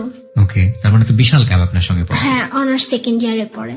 ওকে। তো তারপর রিলেশন কি আমরা এভাবে যাচ্ছি। 9 যখন শেষের দিকে চলে আসছি, আব্বু আমাকে একটা মোবাইল দেয় বাসায়, কারণ আম্মুর সাথে তো আব্বুর কোনো কন্টাক্ট নেই। তার মধ্যে হচ্ছে আমি স্কুলে যাই, কোচিং করে একবারে বাসায় আসতে আসতে আমার সন্ধ্যা রাত হয়ে যায়। আম্মু আমার সাথে থাকে কিন্তু আব্বু তো খোঁজ নিতে পারছে না, সেজন্য আমাকে একটা ফোন দেয় সিম সহ। তো ওই নাম্বারটা শুধু আব্বু আম্মু জানতো আর আমার চাচা জানতো, আর কেউ জানতো না। তো আমি ওর থেকে আবার ও আমাকে এটা জানার পর আমাকে একটা সিম দেয়, বাংলালিংক সিম। তো আমি ওই সিমটা আমি নেই, ওই মোবাইলে নিয়ে চালাই, ওর সাথে কথা বলি। তখন ডিসেম্বর মাস 9 আমি যখন পড়ি, ওর কাছ থেকেই আমি মোটামুটি না পুরোপুরি লাভ জিনিসটা কি, একটা ছেলের সাথে একটা মেয়ের রিলেশন কেমন হতে পারে, কি ধরনের কথাবার্তা হতে পারে, সবকিছু আমি ওর কাছ থেকেই শিখি। আমি বুঝতাম না, মানে আমার নিজের কাছেই ভাবতে অবাক লাগে যে আমি তখন কিছুই বুঝতাম না। ইভেন আমি ওকে একবার জিজ্ঞেস করছি, আমাদের বাসার ওখানে একটা মেয়েকে রেপ করা হয়েছিল, আমি ওকে জিজ্ঞেস করছি আচ্ছা রেপ জিনিসটা কি। তো তখন আমাকে বলছিল তুমি বুঝো না? আমি বলছি না। তখন আমাকে বলছিল আচ্ছা আমি তোমার বাসায় আসি তোমাকে বুঝাই দিয়ে যাই। পরে আমি বলছি না দরকার নেই।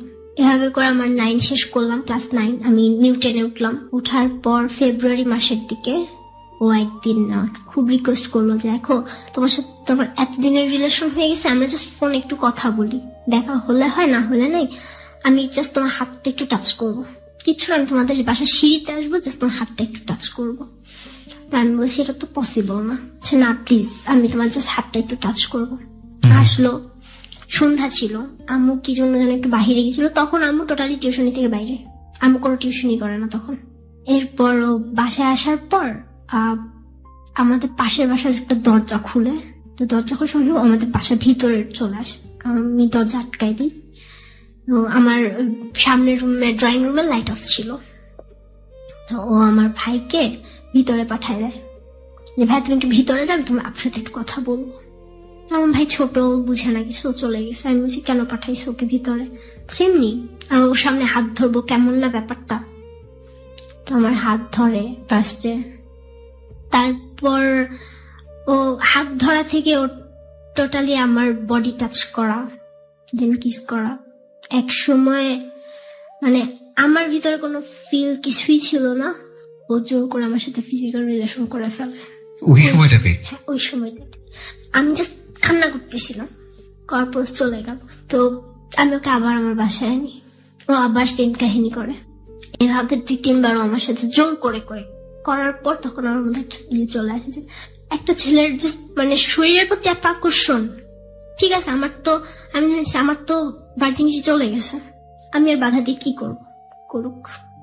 ওই সময়টাতে মা কোথায় থাকতো? আমার ভাইকে নিয়ে স্কুলে যেত। আমার ভাই তখন সেন্ট্রাল গভর্নমেন্ট বয়েজ মানে মতিঝিল গভর্নমেন্ট বয়েজ হাই স্কুলে যেত। এরকম মনে হতো না যে হঠাৎ করে যদি বাবা চলে আসে বাসায় বা কেউ যদি চলে আসে তখন? হ্যাঁ মনে হতো, ভয় লাগতো, বাট তারপরও সাহস করতাম। এন্ড ইন দ্যাট টাইম আপনি আপনাদের মধ্যে যে ফিজিক্যাল রিলেশনটা শুরু হয়ে গেছে সেটাকে ফিজিক্যালি আপনি এনজয় করছেন? আমি কোনো এনজয়মেন্ট পাইনি তখনও। আপনি এনজয় করছেন? কোনো এনজয় পাইনি তখনও। যদি আপনি এনজয় না করেন তারপর আপনি ওকে সুযোগ দিয়ে যাচ্ছেন? হ্যাঁ আমি ওকে দিয়ে, আমার তখন চিন্তা হয়েছে আমার তো চলে গেছে, ও কখনো আমাকে আপনার ভিতরে সেন্সটা করে করেছে যে আমার তো আসল মানে ভার্জিনিটিটা চলেই গেছে। চলে গেছে, আমি এটা আটকে রেখে কি করবো। কিন্তু আপনি যেহেতু জিনিসটা আপনি পছন্দ করছেন না, তাহলে আপনি বারবার ওকে কেন এই সুযোগটা দিচ্ছেন? আমি ওকে বারবার না করি, বাট ও বলে যে দেখো তুমি বুঝবা, আস্তে আস্তে বুঝবা। সামহাও আপনাকে কনভিন্স করে? হ্যাঁ আমাকে ও কনভিন্স করে। ওকে, তখন আপনি কোন ক্লাসে পড়ছেন? ক্লাস 10-এ। ক্লাস 10-এ পড়ছেন। ওকে। এভাবে আসে প্রতিদিন না, মানে মাসে সপ্তাহে একদিন দুদিন এরকম? সপ্তাহে একদিন দুদিন না, মাসে 2 দিন বা 3 দিন এরকম। তো এরকম করে মাসটা যায়। এপ্রিল মাসে 7 তারিখ। তো কত সাল তখন? 2012। ওকে। আমি যখন ওই দিনও শনিবারই ছিল মেবি, আমার এর আগে মানে বৃহস্পতিবার আমি স্কুল মিস দিই, ওই শনিবার আমার স্কুল বন্ধ ছিল। তো ও যখন আমার সাথে করার পর নর্মালি যেটা হলে যে কোনো প্রোটেকশন ছাড়া বা কিছু ছাড়া হলে মানে কনসেপ্ট করার ব্যাপারটা আপনি জানতেন? জিনিসটা জানতেন? না আমি তখন বুঝিনি। তখন আপনি জানেন না? আমি জানি না। ও আপনাকে বিষয়ে কিছু বলেনি? কিছু বলেনি। ওকে। তো ও শনিবার দিন আসলো, আসার পর ওর কথা ছিল তোমার কি কোনো শরীর খারাপ লাগে? আমি হ্যাঁ আমার শরীর খারাপ লাগে বলতে কি আমার এমনি ভালো লাগে না। আর তখন একদিনের মধ্যে তো কিছু হওয়ার কথাও না, বাট ও ব্যাপারটা ধরতে পারছিল যদি কিছু হয়ে যায় তখন ও ফাঁসবে। আমার শরীর খুব অসুস্থ, আমার মাথা ব্যথা ছিল প্রচুর। আমি একটু থামাচ্ছি, আপনাদের তার মানে যে যেটাকে বলি যে সেফ যে শারীরিক সম্পর্ক সেটা ছিল না? না, উইদাউট প্রোটেকশন। হ্যাঁ উইদাউট প্রোটেকশন। ওকে। তো ও আসে, বাসায় আসার পর ও জাস্ট আমাকে ওই দিন ওষুধ দিতে আসে, আমাকে পিল দিতে আসে, যে আমাকে বলছে আমি তোমাকে এটা দিব, তুমি ব্রেকফাস্ট করার পর তুমি এটা খাবা, আর কোনো প্রবলেম হবে না। এটা আমি আগেও করেছি? না আগে ওইটাই ফার্স্ট। ওকে। তো এরপরে ও আমাকে ওষুধটা দেয়। আমাকে ওই দিন সকালবেলা আমি বাসায় বসে আমি ম্যাথ করছিলাম, তো আব্বু আমাকে অনেক বকাবকি করে, আমি খুব কান্নাকাটি করি। তো আব্বু আমাকে ওই দিন বাসার বাইরে থেকে তালা দিয়ে রেখে যায়। আমার কাছে একটা চাবি ছিল বাসার তালার। ও যখন আসে আমি ওকে ভিতর থেকে চাবিটা দেই, ও তালাটা খুলে। আমি আসলে বুঝতে পারিনি যে আব্বু কিছু একটা টের পাচ্ছে বা কিছু একটা সামনে কিছু একটা ঘটতে পারে, এরকম কিছু আমার মাথায় আসেনি। তো আমি খুব কান্না করতেছিলাম। ও যখন আসছে আমি ওকে জড়ায় ধরে কান্না করে ফেলছি। কান্না করার পর ও আমাকে জাস্ট পিলটা দিয়ে আমাকে বলছে এটা রাখো, খাওয়ার পর তুমি খাবা। আমি কান্না করতেছি, আমার কান্না থামায় কি হয়েছে বললাম। বলার পর ও বের হয়ে যাবে, জাস্ট দরজার সামনেই ছিল, ঘুরে জাস্ট যাবে। এর মধ্যে আমি দেখি আব্বু সিঁড়িতে উঠতেছে, 4 তলার সিঁড়িতে। তো এরপর আব্বু চলে আসলো। আমার উচিত ছিল ওকে আমি দরজার সামনে থেকে সরাই দিয়ে দরজা আটকাই দেওয়া, বাট আমি ওকে কেন বাসার ভিতর টেনে নিয়ে চলে আসছিলাম। এসে আমি ভিতর থেকে দরজা আটকাই দিছি। ও আমাদের বাসার বাথরুমে গিয়ে ঢুকছে। আব্বু সে দরজা নক করছে, তোমার দরজা খোলা কেন? আমি তো তালা দিয়ে গেছি। আমি বলছি আব্বু 4 তলার আন্টি আসছিল, আন্টি বাসায় যেতে কি জন্য দরকার আছে। তো এরপর আব্বু আন্টির বাসায় যায়। তখন আমি ওকে বের করি, আর সেই মুহূর্তে 4 তলার সিঁড়িতে আব্বু সামনে পড়ে। My goodness. আব্বু সিঁড়িতেই চেঁচামেচি শুরু করে দেয়। আর ওকে দেখে? হ্যাঁ ওকে দেখে। কি বলে? আপনার বলতেছে যে তুমি কে, তুমি এখানে কি করতেছো? আব্বুকে থাপ্পড় মারছে একটা গালে, যে তুই কে বল। আমি দরজা আটকাই দিছিলাম, তখন আব্বু দরজা নক করছে, ঘরের ভিতর নিয়ে আসছে, সোফার উপরে আব্বুকে ধাক্কা দিয়ে ফেলছে। ওকে। হ্যাঁ আমি তখনও চুপচাপ, আমি কিচ্ছু বলিনি। 4 তলার আন্টি আসছে, কি হয়েছে? এর মধ্যে আব্বুর জুতা খুলে ওকে একটা জুতা দিয়ে গালে বাড়ি মারে, তোর কপালের সাইড দিয়ে একটু কেটে যায়। আমি বলছি আব্বু তুমি ওকে ছেড়ে দাও, তুমি ওকে মারো না, দোষ আমার, আমি ওকে বাসায় নিয়ে আসছি। এটা বলার পর আব্বু আমাকে মারে, আমাকে থাপ্পড় মারে, বাট আমি সরি নেই। সেটার জন্য আব্বু আমাকে পেটে খুব জোরে একটা লাথি মারে। ও ওই মুহূর্তটাতে আমার মনে সেন্স ছিল নাকি আমি জানি না, আমি কোথায় ছিল, আমার চারপাশ অন্ধকার হয়ে গেছে টোটালি। আন্টি আসে, কি হয়েছে? আম্মু তখন আমার ছোট ভাইকে নিয়ে স্কুলে, আম্মু তো কিচ্ছু জানে না এদিকে কি হইতেছে। আমার চাচাকে ফোন দিচ্ছে, আব্বুর একটা মামা আছে দূর সম্পর্কের, উনাকে ফোন দিছে যে আপনারা একটু আসেন। রানা তখন আপনার বাসার ভিতরে? হ্যাঁ, রানা তখন ওকে যেতে দেয়নি, তো ওকে জিজ্ঞেস করছে কি করে না করে, ও ডিটেলস বলছে। কোথায় পড়তো? ও হচ্ছে একটা ন্যাশনাল ভার্সিটির আন্ডারে, ও আমাকে মিথ্যা কথা বলছিল। ও আমি যখন ক্লাস 8-এ পড়ি তখন ও সেকেন্ড ইয়ারে পড়তো। এরপর আমার চাচারা আব্বুকে ফোন দিয়ে আনা হয়, এর মধ্যে আমি অনেক মার খাই। আব্বু আমাকে, আমার মনে আছে আব্বু আমাকে লাঠিতে শোয়া, তারপর আব্বু আমার পেটে পাড়া দিয়ে মোচড় দিয়ে আমার পেটে পুরো মোচড় দিয়ে ফেলে। তো তখন হুট করে আমার পিরিয়ড হয়েছে। আমি আমার ভিতর এমন একটা সেন্স ছিল, আমার খুব ছোটবেলা থেকে যখন আমি বুঝতে শিখছি, আমি চিন্তা ছিল যে আমি মা হব, আমার খুব কিউট কিউট বেবি হবে। আমি তখন আমার কেন মনে ছিল আমি মা হতে পারবো না। এখানে একটি বিষয় নোট করতে চাই, আমরা জানি যে এই অনুষ্ঠানটি লাখ লাখ শ্রোতা শোনেন, একেবারে ছোট বাচ্চা থেকে শুরু করে অনেক বয়োবৃদ্ধ মানুষ এটা শোনেন। আমি যতদূর জানি প্রত্যেকটি রিলিজিয়নের একটা রিলিজিয়াস্টিক কথা বলছি যে মেয়ে বয়প্রাপ্ত হওয়ার পর এবং তার গায়ে বাবার দ্বারা হাত তোলা এটা সম্পূর্ণরূপে নিষেধ, এটা অন্যায় এবং এটা করলে গুনাহ হবে। এই কাজটি মা করতে পারেন, কিন্তু তাও সেটার জায়গাতেও একটা বিধিবিধ নিয়ম করে দেওয়া হয়েছে। আমি যতটুকু জানি, আমার পুত্র জ্ঞানে সেটাই বলে। এই ধরনের পৈশাচিক কর্মকাণ্ড এটা যে কোনো বাবার দ্বারাই এটা মেনে নেওয়া খুবই খুবই কষ্টকর, কিন্তু এগুলো আমাদের সোসাইটিতে হয়। এবং যে বাবারা সন্তানের গায়ে হাত তোলেন, কি ছেলে কি মেয়ে, মেয়ের ক্ষেত্রে তো অবশ্যই সচেতন হবেন, কোনোভাবেই হাত তোলা উচিত নয় সন্তানের গায়ে, এবং সেই সন্তান যদি বয়প্রাপ্ত হন তাহলে তো প্রশ্নই ওঠে না। আর ছেলের গায়েও সন্তানকে কেন পিটাতে হবে, সন্তানের গায়ে কেন হাত তুলতে হবে? যদি কখনো এমন কোনো ঘটনার মুখোমুখি হয়েই যান যেটা আপনি ট্যাকল দিতে পারছেন না, তখন শুধু একটা মেসেজ নিজেকে বারবার দেওয়ার চেষ্টা করবেন, আপনি সিন ক্রিয়েট করে রাগারাগি করে গায়ে হাত তুলে এটার কোনো সমাধান আপনি করতে পারবেন না। সুতরাং ওটা করার কোনো মানেই হয় না, বরং আপনি নিজেকে লুজ করলেন। একটা বড় জিনিস হয়ে যায় যে কোনো রাগারাগিতে, সেটা হচ্ছে ওই সব জিনিসটার সমাধান হয় না, কিন্তু একটা সাইড ইফেক্ট তৈরি হয়। হয়তো এরকম হয়ে যায়, আপনি রাগারাগি করলেন, সবকিছু শেষ মনে করছেন, আলটিমেটলি সম্পর্ক আগের জায়গায় আবার জোড়া লেগে গেল। কিন্তু ওই যে রাগারাগি করলে যে জিনিসটা ধ্বংস করে দিলেন বা যে জিনিসটা ক্ষতি করে দিলেন, সেটা আলটিমেটলি কখনোই আর রিকভার হবে না। সুতরাং রাগের ব্যাপারটাই হচ্ছে ধ্বংস। এবং আমাদের বিশেষ করে ইসলাম ধর্মে একটা নিয়মই আছে, যদি তুমি রেগে যাও, দাঁড়িয়ে থাকা অবস্থায় রেগে যাও তাহলে বসে পড়ো, বসে থাকা অবস্থায় যদি তুমি রেগে যাও তাহলে শুয়ে পড়ো। মানে রাগটাকে কন্ট্রোল করার কথা বলা হয়েছে, রাগকে কখনো এক্সপ্রেস করার কথা বলা হয়নি। বলুন, তারপর কি হলো? তো প্রায় 3-4 বারের মতো আমাকে আব্বু এরকম করে। তো করার পর ওই সময়টাতে বাসার ভিতরে আপনার চারপাশের লোকজন কেউ আপনাদেরকে হেল্প করতে আসছিল? না, কেউ ছিল না বাসায়। যারা রানা তখন কি করছিল যখন আপনার গায়ে টর্চার করছিল? হ্যাঁ, ও কয়েকবার বাধা দিতে চেষ্টা করছে, কিন্তু ওকেও মারছে। টাইমে আব্বু আমার জামা ধরে টান দেয়, তো তখনও আমাকে ছুটায় নেয়। ও ছুটায় নিয়ে ও মার খায়। তখন যে মায়েরগুলো আব্বু আমাকে দিত সেই মায়েরগুলো ও নেয়। আমার পেটে এত ব্যথা ছিল, আমি পেট চিপে ধরে আমি বসেছিলাম, জাস্ট আমি বিছানায় আমি নিচে বসাছিলাম হাঁটু গেড়ে। এরপর আন্টি বাসা থেকে আম্মুকে ফোন দেয় যে আপনি আসেন তাড়াতাড়ি। আমি যখন পেটে হাত চাপ চেপে আমি কান্না করতেছিলাম, প্রচুর পেন হচ্ছিল। তো আন্টি জাস্ট বলছে কি তোমাকে মারছে? পরে আমি জাস্ট মাথা নাড়ছি, আমার মুখ দিয়ে কোনো কথা বের হয়নি। এর মধ্যে রানা আমাকে ইশারা করছে যে তুমি পিলটা খেয়ে ফেলো, দেখলে প্রবলেম হবে। তো আমি পিলটা খেয়ে ফেলছি। আমি তারপর যখন ওয়াশরুমে গেছি তখন আমি দেখতে পাইছি যে আমার এটা পিরিয়ড হয়ে গেছে। এটার পর তো আন্টি আম্মুকে বলছে, আম্মু আমার ভাইকে ইমার্জেন্সি স্কুল থেকে, যেহেতু সরকারি স্কুল একটা নির্দেশের নামি দামি স্কুল, ওখান থেকে আনা যায় না, অনেক বলছে যে আমার মেয়ে অসুস্থ হয়ে গেছে, সেন্সলেস হয়ে গেছে, বাসায় হসপিটালে নেওয়ার কেউ নেই, বলে আম্মু নিয়ে আসছে। তো আম্মু আসার পর এই সিচুয়েশন দেখে আম্মু দরজাতে আম্মু ঢুকতেও পারে নাই। আব্বু এখানে সিন ক্রিয়েট করতেছে, আমাদের একটা বড় একটা লাঠি ছিল, ওটাতে নর্মালি কোনো পোকামাকড় বা ইঁদুর এই জাতীয় কিছু মারার জন্য।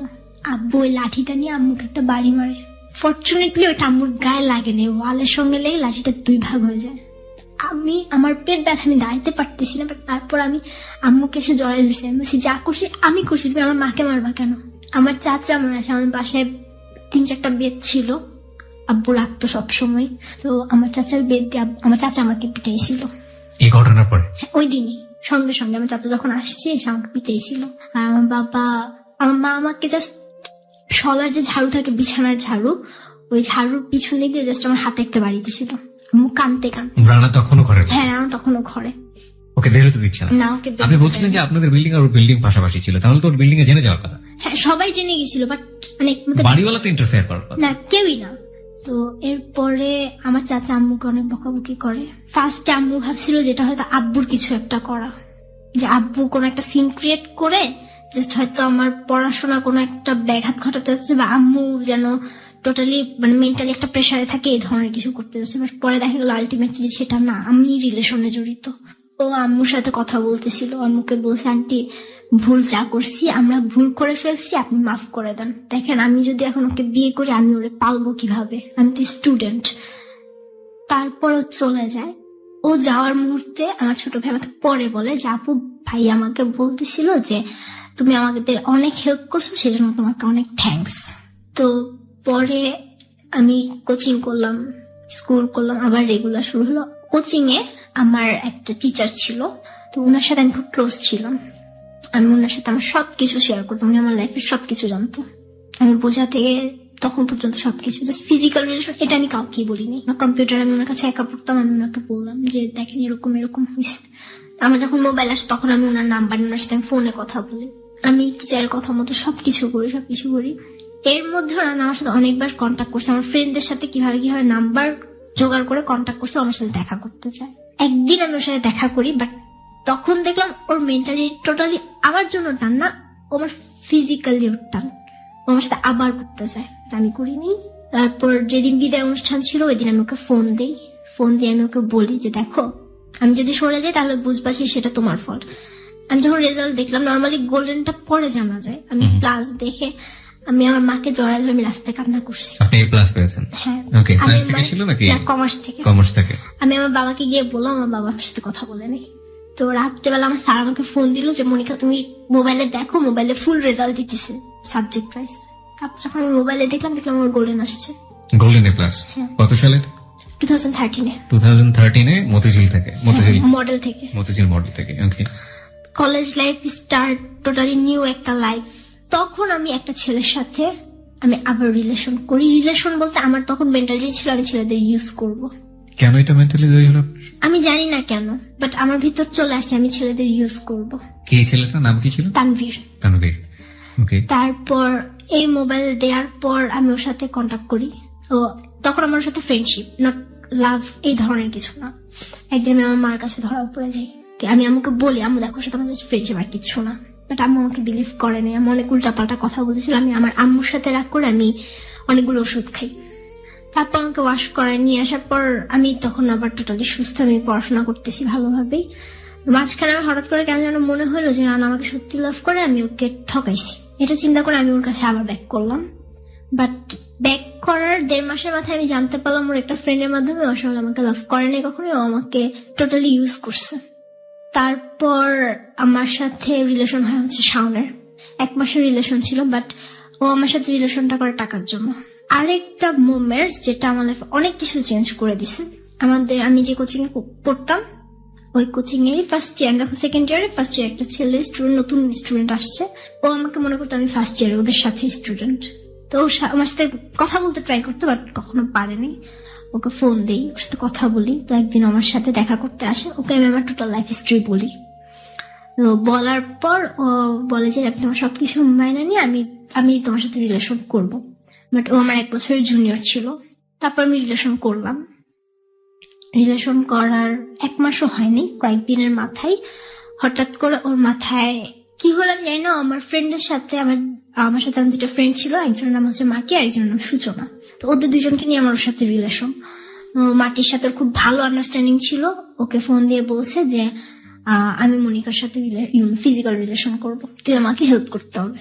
তারপরে তো ও মাটিকে বললো, মাটিকে অনেক কষ্টে ও কনভিন্স করলো। পরদিন আমি মাটির বাসায় গেলাম, এমনি যাই, প্রতিদিনই যাই নর্মালি, কোচিং এর পর তো গেলাম।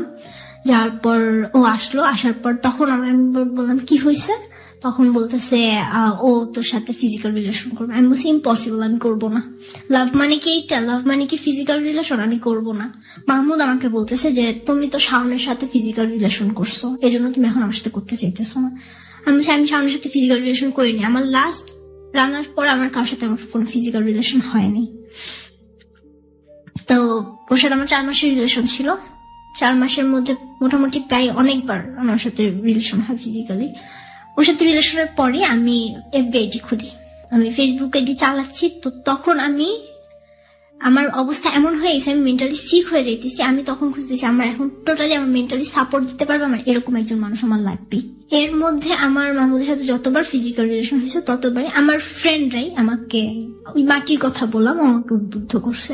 একটা বিষয় আমি একটু ছোট করে আপনার কাছ থেকে জানার চেষ্টা করি, এই যে আপনি এত বড় বড় মানে শারীরিক সম্পর্কে জড়িয়ে আছেন, এগুলো সবার সাথে আপনি শেয়ার করতেন? মাটি বা আপনার ফ্রেন্ডের সবাই জানতো? না, সবাই জানতো না। তাহলে বিষয়গুলো নিয়ে বারবার কেন চেস করছে সবাই? এটা শুধু মাটি করতেছিল, কারণ মাটি জানতো শুধু, মানে মাহমুদের সাথে আমার যে রিলেশনটা ছিল ফিজিক্যালি, এটা ওই রান্নার পরে যে ছেলেটার সাথে আপনার রিলেশন হয় তার নাম কি ছিল? আর তানভীর। ওটা এন্ড হলো কিভাবে? ওটা এন্ড হলো হচ্ছে আমি ওই যে ওষুধ খেলাম রাগ করে। আচ্ছা। রাগ করে ওষুধ খাওয়ার পর আম্মু আমাকে বললো, মানে আমি আমাকে বুঝাইতে চান যে আমার এই ধরনের কিছুই না, এবং তারপর থেকে যোগাযোগ বন্ধ করে দিয়েছেন। আমি টোটালি যোগাযোগ বন্ধ করে দিয়েছি। তানভীরের পরে যে ছেলেটা আসলো তার নাম কি? শাওনের সঙ্গে আপনার শারীরিক সম্পর্ক ছিল না। কিন্তু এই সম্পর্কটা এন্ড হলো কিভাবে? এটা ও আমাকেও অ্যাভয়েড করতো, একটা পর্যায়ে গিয়ে অ্যাভয়েড করেছে। ওই টাকাটা যখন নিল টাকা অ্যাভয়েড করেছে। এরপরে যে আসলো তার নাম কি? মাহমুদ মূলত চাইতো আপনার সঙ্গে এই ধরনের সম্পর্ক জড়াতে, এবং মাহমুদের সঙ্গে আপনি তখন কন্টিনিউ করছেন। ওকে, তারপর? আর তখনই আমার পরীক্ষার মধ্যে, আমার এই পরীক্ষা আমার এমন একটা দিনে যে আমি টোটালি রিভাইজ করা ছাড়া, আমি পড়া ছাড়া আমি পরীক্ষা দিয়ে আসছি, বোর্ড এক্সাম। ইন্টারমিডিয়েট? হ্যাঁ, ইন্টারমিডিয়েট বোর্ড এক্সাম। আমি একটা দিনও বই নিয়ে বসেছিলাম, বাট আমি পড়তে পারিনি। My goodness.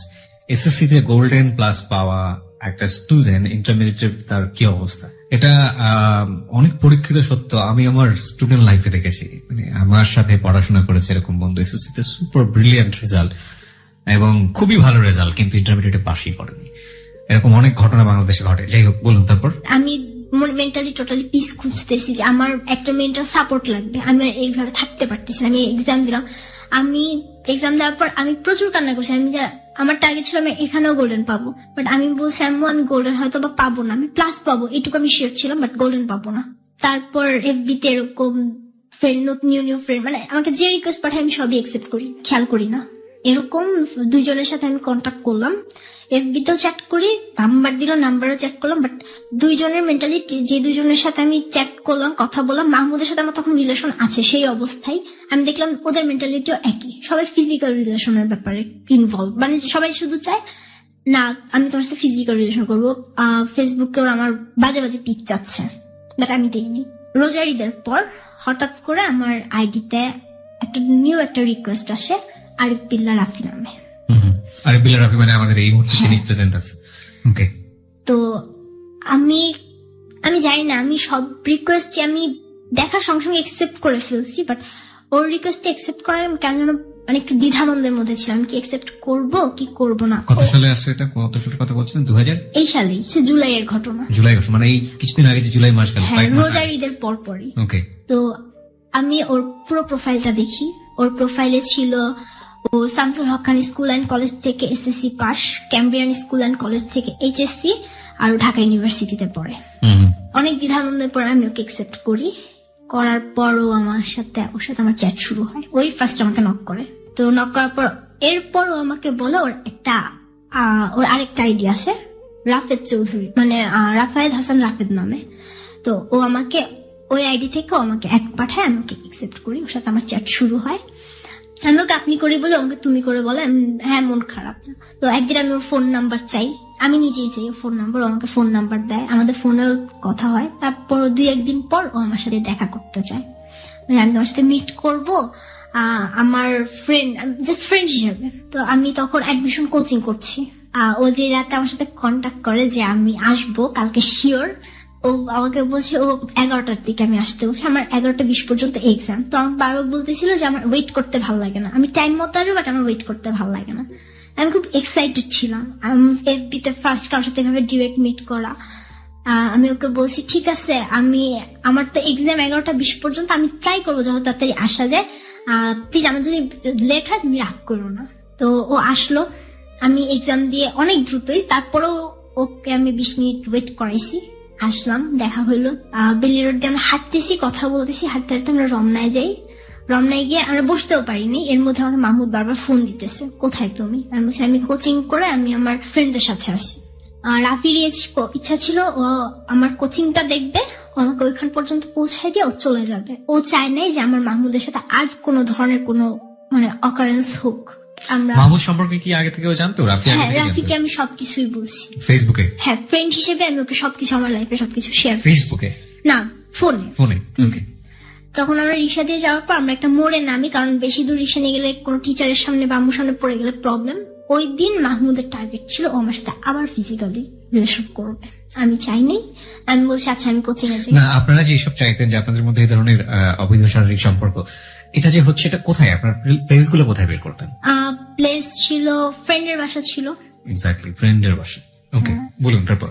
আমি কোচিং এ চলে যাচ্ছি, কারণ আমি তখন বাসাবু থেকে বাসা শিফট করে আম্মুর সাথে আম্মুর একটা সেপারেশন, ডিভোর্স না, জাস্ট সেপারেশন হয়ে গেছে, দুজন আলাদা থাকা শুরু করছে। আমরা ধানমন্ডিতে চলে আসছি, সেজন্য আমি তাড়াহুড়া করে যাচ্ছি যে আমার আগে বাসায় যেতে হবে, সন্ধ্যা হয়ে যাবে না হয়। ও আমাকে ফোন দিয়ে নিয়ে গেছে যে না তুমি আসো, তোমার সাথে আমার কথা আছে, জাস্ট 5 মিনিট। আমি চিন্তা করলাম, আমার অবাক লাগে কিভাবে এটা পসিবল হয়েছে, আমি জানি না। আমার সাথে সিঁড়িতে ফিজিক্যাল রিলেশন করা। আবার আমি বের হওয়ার পর রাফি আমাকে ফোন দেয়, তুমি কোথায়? আমি বলছি যে আমি এখন ওর সাথে। তারপর আমি বাসে উঠলাম, আম্মুর সাথে বাসে উঠে আমি খুব কান্না করতেছি, আমি ওকে মেসেজ দিতেছি যে আমি মরে যাবো, আমার বাঁচার কোনো ইচ্ছা নাই। তখন ও আমাকে বলতেছে কি হয়েছে, আমাকে সবকিছু বলো।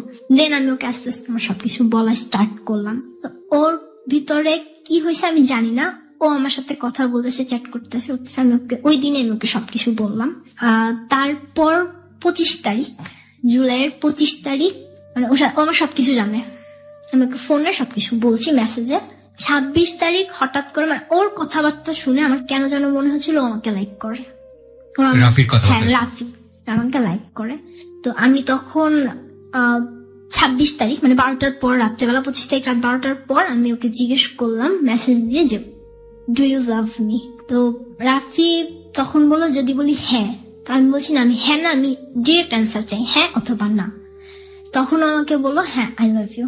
দেন ও আমার কাছে জানতে চাইলো, বাট আমি কনফিউজ, আমি জানি না আমি লাভ করি কিনা। আমি বলছি দেখ আমি জানি না, আমি বলতে পারবো না। আপনি যে তখন মাহমুদের প্রতি ফলেন, মাহমুদ আপনার জীবনে আছে, সেটা তো রাফি জানতো? হ্যাঁ, সব জানতো। জানার পরে সে আপনাকে কিভাবে প্রপোজ করে? প্রপোজটা আমি জানি না ও কেন করছে, আমি ওকে জিজ্ঞেস করছি, ও আমাকে হ্যাঁ বলছে। রাফি এখানে আছে। রাফি, যেটা হচ্ছে যে মনিকা তো সবকিছু শেয়ার করতে আপনার সঙ্গে, তাই না? এবং এটা জানার পরেও আপনি ওকে কেন প্রপোজ করেছিলেন বা ওকে ভালোবাসলেন কেন? না, আমি আসলে কোনো সময় সাহস পাইতাম না যে আমি ওকে মনে করবো যে মনিকা আমার খুব তোমাকে খুব ভালো লাগে না, কিন্তু ওর লাইফে তো একটা ছিল। হ্যাঁ, আমি জানি ছিল, জাস্ট ওর লাইফ স্টোরিটা আমার কাছে এরকম করছে যে এই একটা মেয়ে এত কিছু সাফার করছে, যদি একজনকে যদি ভালোবাসে ট্রুলি, সে ছাড়বে না, কোনদিন সে ছাড়বে না। আমি শুধু এইটুকু জানতাম। এই রিলেশন 26 তারিখে আমাদের